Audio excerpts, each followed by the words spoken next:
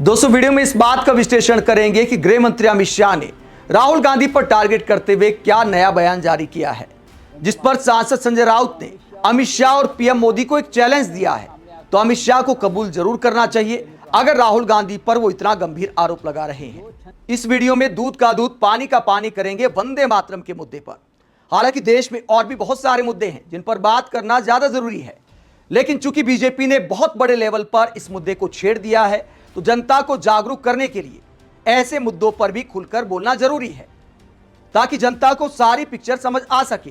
वरना आधे से ज्यादा लोग क्या सोचते हैं, यार वंदे मातरम का अपमान कर दिया, कांग्रेस को क्या समस्या है, वंदे मातरम नहीं गा रही।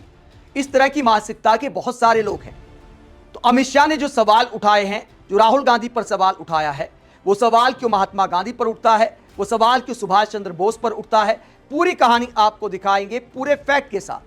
उस फैक्ट को सुनकर आप अपना निर्णय खुद ले सकते हैं कि आखिरकार इस मुद्दे पर कौन सही है कौन गलत है। तो पूरी कहानी आपको इस वीडियो में समझाएंगे। पहले अमित शाह क्या बोलते हैं वो जरा सुनिए। अमित शाह कहते हैं कि कांग्रेस कार्य समिति ने वंदे मातरम के पूर्ण गान की जगह केवल 2 अंतरे गाने का जो फैसला किया है वो न केवल देश विरोधी है बल्कि संसद के बनाए कानून की खुली अवहेलना है। 1937 में तुष्टीकरण के लिए कांग्रेस ने ही वंदे मातरम के 2 टुकड़े किए, वहीं से 2 राज्य सिद्धांत को ताकत मिली और देश का विभाजन हुआ। मोदी सरकार ने यह ऐतिहासिक गलती सुधारी और पूर्ण गान को कानूनी स्वरूप दिया, लेकिन राहुल गांधी के नेतृत्व में कांग्रेस फिर उसी वोट बैंक के लिए तुष्टीकरण के रास्ते पर है। वंदे मातरम के टुकड़े करने की गलती एक बार हो चुकी है और देश उसके परिणाम भुगत चुका। देशवासियों से अपील है कि एकजुट होकर कांग्रेस के इस तुष्टीकरण के खिलाफ आवाज बुलंद करें। तो अमित शाह तुष्टीकरण का नाम देते हैं, जो कांग्रेस ने फैसला किया है कि सिर्फ पहले 2 पहरा गाए जाएंगे, उसके आगे का नहीं गाया जाएगा, जो कांग्रेस के इवेंट होंगे। अब ये आरोप लगाया कि अमित शाह ने कि 1937 में पहली बार कांग्रेस ने ही वंदे मातरम के 2 टुकड़े किए। तो कांग्रेस कहने की बजाय अमित शाह ने जैसे राहुल गांधी का आज नाम लिया, तो उस वक्त की कांग्रेस के चेहरे कौन थे, किन लोगों ने फैसला किया, उनका नाम लेकर अमित शाह को टारगेट करना चाहिए और किन लोगों का नाम लेना चाहिए। नाम मैं आपको बता देता हूं, अगर बीजेपी नेताओं में हिम्मत है तो इनका नाम लेकर दिखा दे। पंडित नेहरू का नाम जरूर ले सकते हैं, लेकिन उसके बाद जो नाम है क्या उन पर सवाल उठा सकते हैं। महात्मा गांधी पर क्या सवाल उठाएंगे। महात्मा गांधी की सहमति से फैसला हुआ, सरदार वल्लभ भाई पटेल की सहमति से फैसला हुआ, तो क्या सरदार वल्लभ भाई पटेल का नाम ले सकते हैं। नेताजी सुभाष चंद्र बोस की सहमति से फैसला हुआ, क्या उनका नाम ले सकते हैं बीजेपी के नेता कि इन लोगों ने वंदे मातरम के टुकड़े कर दिए।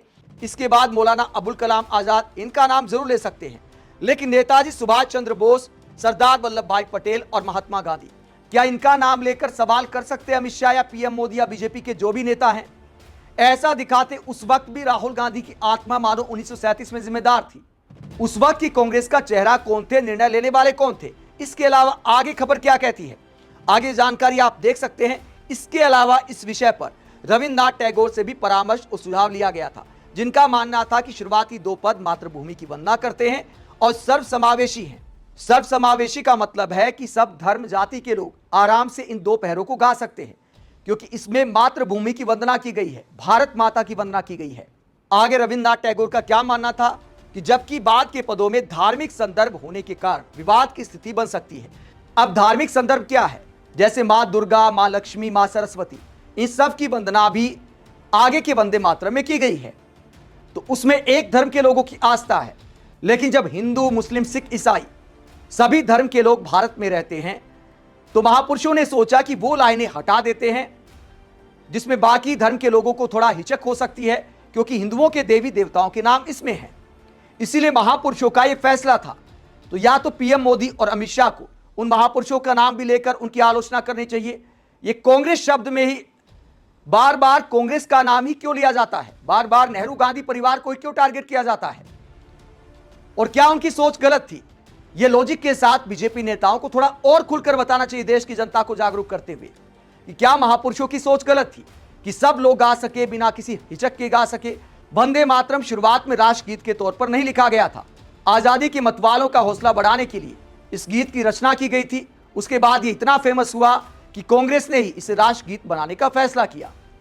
बीजेपी का तो कोई वजूद था नहीं उस वक्त, कांग्रेस का ही बोलबाला था। अगर कांग्रेस को वंदे मातरम से कोई समस्या होती तो राष्ट्रगीत के तौर पर क्यों स्वीकार किया जाता। तो क्या इन बातों में कोई लॉजिक है।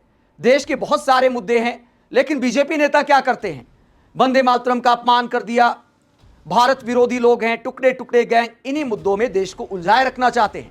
एक बार फिर उस बात को दोहराया जा रहा है जब कांग्रेस ने यह फैसला किया कि मातृभूमि की वंदना में जो पहले 2 पैरा लिखे गए थे, जो हमारे महापुरुषों की सोच थी, उसी आधार पर हम आगे बढ़ेंगे। तो अब बीजेपी कहती है कि हम बिल लेकर आए, कानून का भी सम्मान नहीं कर रहे। तो ये आरोप लगा रही है बीजेपी, और इसमें कैसी कैसी भाषा का इस्तेमाल किया जा रहा है। देवेंद्र फडणवीस भी अमित शाह वाली बात दोहराते हैं, कांग्रेस पर टूट पड़ते हैं।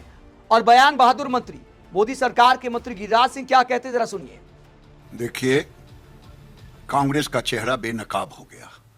ये गांधी जी रूपी कांग्रेस का ढोंग रचा रही थी। 15 अगस्त को सोनिया गांधी, राहुल गांधी और खड़गे के एक्शन को छिपाने की कोशिश सब लोगों ने किया, लेकिन भेड़िए का खाल उतर गया, और उतर गया ये भारत के विरोध पर।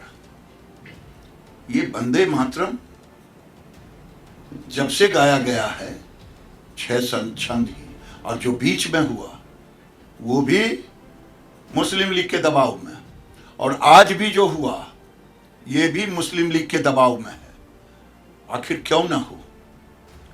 अब वो कांग्रेस कहां है जो गांधी जी का कांग्रेस था? ये कांग्रेस सोनिया गांधी और राहुल गांधी का कांग्रेस है।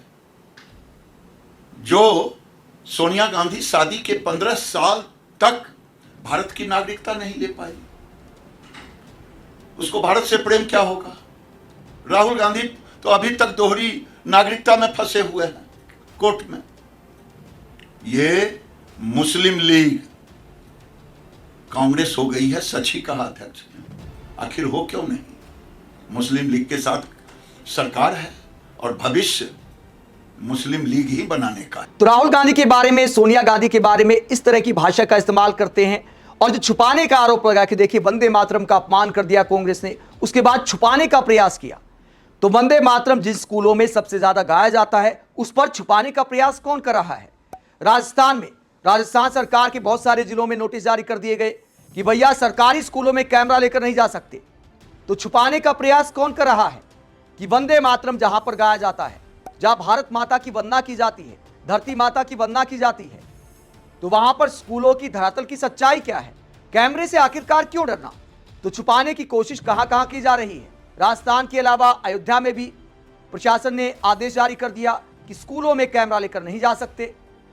तो मतलब के मुद्दों पर छुपाने का प्रयास कौन कर रहा है?